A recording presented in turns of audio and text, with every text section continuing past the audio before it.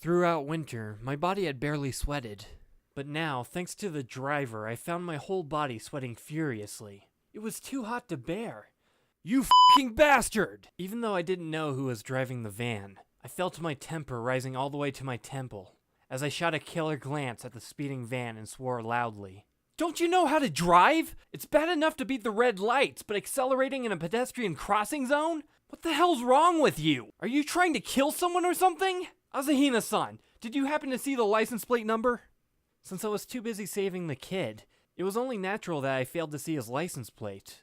I looked at Asahina-san, hoping that she had noticed. Now I see. Huh? See what? A dumbstruck Asahina-san stood there with her eyes wide open, not even moving an inch. Oh well, I guess that's to be expected. It's only natural that one would be shocked witnessing an accident firsthand. But that's not what surprised me. What surprised me was that Asahina-san not only wore an expression of shock, but also... Now I see. So that's why I was sent here. Mumbling to herself, Asahina-san looked at the boy who had nearly lost his life. Her angelic features were mingled with relief, as if finally understanding everything. Not knowing what was going on, I continued to lie on the road as Asahina-san strode over to us like a zombie, her face as pale as a sheet. It's too bad she's not headed towards me. Her gaze was fixed on the young boy beside me, who also had his butt glued to the ground. Maybe it was due to that close encounter, but he also wore an expression full of shock, his face as pale as Asahina-san's. It wasn't until Asahina-san approached him that he blinked in surprise. Are you hurt? Asahina-san knelt beside us on the road and placed her hands on the boy. He slowly shook his head like an android, but Asahina-san's next question caught me completely off guard. If so, can you please tell me your name? I had no idea why Asahina-san was interested in knowing his name. After all, what was the point? The boy, however, honestly answered her question. I'm pretty sure I hadn't heard his name before, since I didn't have the faintest memory of him or his name. Asahina-san, however, seemed to have different ears than mine. Even before he had finished telling her his name, Asahina-san had stopped breathing. She did a faithful rendition of Nagato, kneeling there without moving, her eyes staring at the boy's face. It wasn't until he had finished that Asahina-san took a deep breath and said, I see, so you are. The young boy's mouth hung wide open. After narrowly avoiding being run over by a renegade van, he was approached by a beautiful girl who asked him for his name. No matter who it was, the experience was enough to freak anybody out. I understand what you're going through, Glasses Boy. However, Asahina-san appeared dead serious. Then you have to promise me. The look of anxiety she wore on her face was one I had never seen before. No matter what happens, you have to look out for cars, be it on the road or when boarding a public vehicle or in an airplane, a train, or even a boat. Be careful not to trip or fall, and don't drown. Please, no matter where or when, please be sure to take care of yourself, okay? Can you promise me this much? The boy must have been shocked, because I certainly was. You don't have to be that direct, Asahina-san, and even if you did, couldn't you have at least toned it down a little? Pretty please? Hearing the teary-eyed Asahina-san trying to sound as sincere as possible, I made up my mind to shout, "Yes, ma'am," in the young boy's place, just as I was about to do so. Okay. He nodded and promised her. He continued to stare at Asahina-san, looking as confused as I was. I'll be careful. He said each word stiffly, as his head bobbed up and down endlessly, which resembled Humpty Dumpty sitting on his wall. Asahina-san was apparently still not satisfied. She stretched out her pinky. Well then, let's make a pinky promise. Looking at the stuttering boy make a pinky promise with Asahina-san, I felt a sharp pain in my chest. I believe it was something called jealousy. I had privately hoped and wished that I was the only person allowed to do that. But seeing that he was a kid after all, I decided not to fake a fall to disturb them. I breathed a sigh of relief as Asahina-san finally stood up. It seems I'm far from reaching maturity. Is that good or bad? Don't ask me, even I don't know. But then, I thought of another way to disturb them. Pointing at the traffic light, I said, Asahina-san, the light's about to turn green. It's going to be dangerous to stay in the middle of the street. The green pedestrian light had begun to flash rapidly. Okay. Even as she stood up, Asahina-san continued to stare at the boy. As if realizing this, he lowered his head and avoided her gaze. Thanks for saving me in the nick of time. I'll be careful in the future. Then, with an air of politeness, he said, Well then, I should get going soon. After bowing from his waist, he ran across the street and disappeared without a trace. Asahina-san stood there unmoving. Her eyes were still glued to her precious little gemstone, as she continued to look in his direction even after he had disappeared from sight. I couldn't take it any longer. Asahina-san, the light has already turned red. We should hurry. And I forcefully pulled her off the street. As I slowly shook her by the shoulder, I realized that her soft body was similar to that of Shamisen-'s, who had for some reason decided to share a bed with me. Wrapping my arms tightly around her would probably feel great. But of course, I wouldn't do something like that. As the light turned completely red, the sound came from next to me. The source was Asahina-san, and the reason it came out all muffled was probably due to her burying her face in my shoulder. My first thought was, what the? Asahina-san's face was buried in my shoulder, as her own shoulders trembled furiously. It didn't seem like she was laughing. A trail of crystal-clear tears flowed out of her tightly shut eyes, moistening my shirt.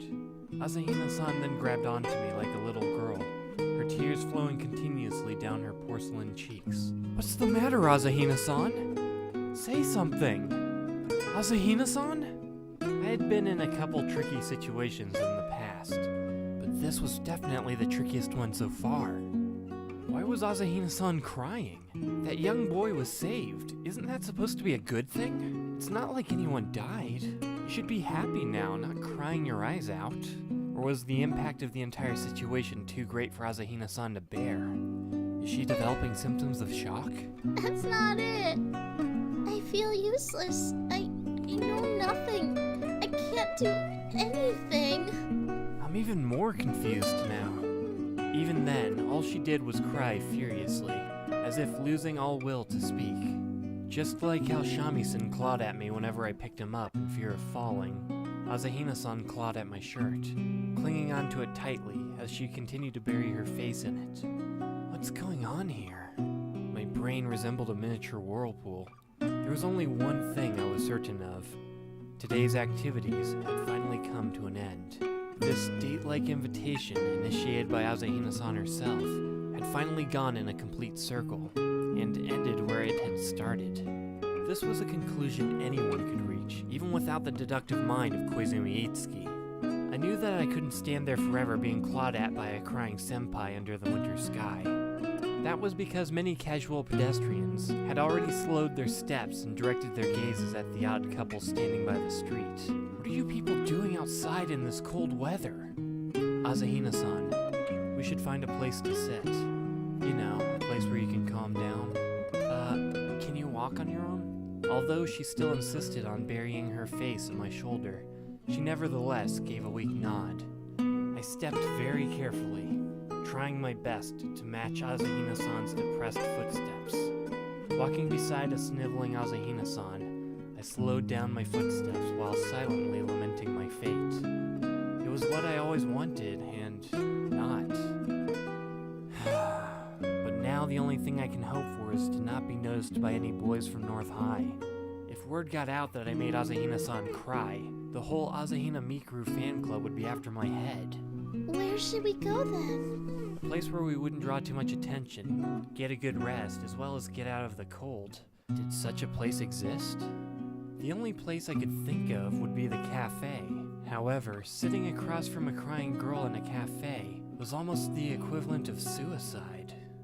Actually, I had noticed that the building near the street where the entire incident took place happened to be Nagato's apartment. If I had asked her, she would probably have opened the door for us, but my instincts told me it was better not to do so. So there was only one place left to go, the holy grounds located near Nagato's apartment, the park which held so many fond memories. Seeing that we had already passed the bench by the riverbank, and the urgency of the situation, it would only be appropriate that we use that other bench, the one which held even more memories. At least we would be able to rest our tired legs there. Who knows, maybe someone would even pop out from the bushes behind us. With weather cold enough to freeze anyone to death, it's no wonder no one bothered to visit the park. As expected, the bench remained empty, enjoying the harsh winter winds by itself. I sat Asahina-san down on the bench before sitting down beside her, ensuring that there was a small gap between us. Sneaking a glance at her face, I noticed that she still had 2 trails of tears down her porcelain cheeks. I rummaged through my pockets, searching for a handkerchief, but sadly, all my hands felt was fabric.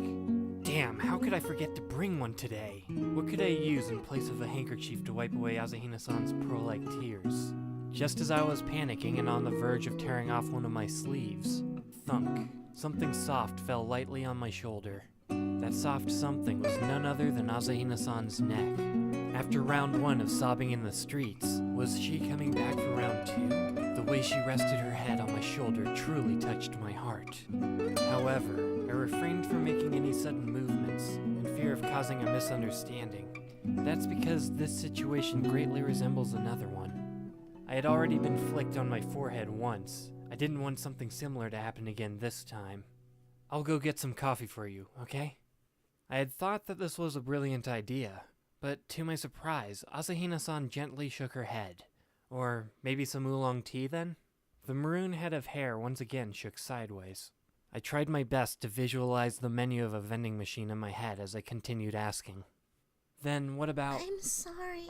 A weak voice finally reached me.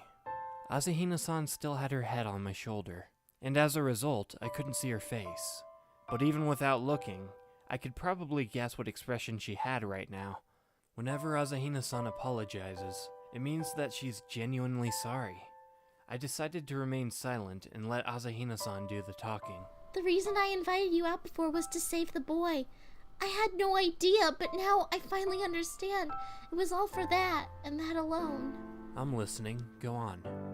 Following the orders of my superiors, I asked you out. The time, the place, and even the places we should visit, it was all orders. I was there to protect the boy, to see that that accident would not happen. That was my mission. Superiors? Asahina-san's big, secretive smile drifted into my mind. Wait a second. If that's the case, you could have asked your superiors to make things a little clearer. Like, for instance, stand guard at that crossroad at that specific time. Your mission is to protect this kid known as blah blah blah from an accident. Wouldn't that be better? Well, I also wish for clearer orders from my superiors. The problem is that they refuse. They refuse to let me know anything. It must be because I'm not capable enough. Just like today, all I could do was follow orders. Once again, Asahina-san big flashed into my mind. You shouldn't think like that. After hearing me utter that statement, the head of long maroon hair shook violently, the hardest it shook all day. No, that's gotta be it. Why else would they lay such an important mission on my shoulders without telling me anything about it? It's because I'm worthless. After that, she fell silent. The puffs of white air coming out of her mouth, which had disappeared as she was talking a moment ago, had returned. Asahina-san, who was that kid? Her nose still making sniffling noises, Asahina-san paused for a while before saying, That little boy is a very important person in the future. It's because of him I'm able to come here. If he were to die, then everything would be over. Her voice grew softer and softer, until it was on the verge of vanishing completely. I'm sorry, I can't tell you any more than that. In other words, that unknown kid could not die now at any cost. In order to prevent this from happening, Asahina-san was sent to lead me to that place. That was the true rescue plan. If I had been even a second too late in grabbing that kid, that van would have hit him head on. I'm afraid I didn't know how things would have turned out then, but I dare say they wouldn't have been pretty. Without this minor miracle, the probability of that kid saying goodbye to this world would have been very high. Huh? Wait a second. What was really supposed to happen? I saved that kid all right. That was what just happened. Then what about the future? In the future Asahina-san came from, wouldn't this kid already be dead in the first place? But since that was a no-no, the time travelers decided to send Asahina-san back to protect him. No, that's not right. Something's weird. I saved that kid, meaning that he successfully avoided being run over.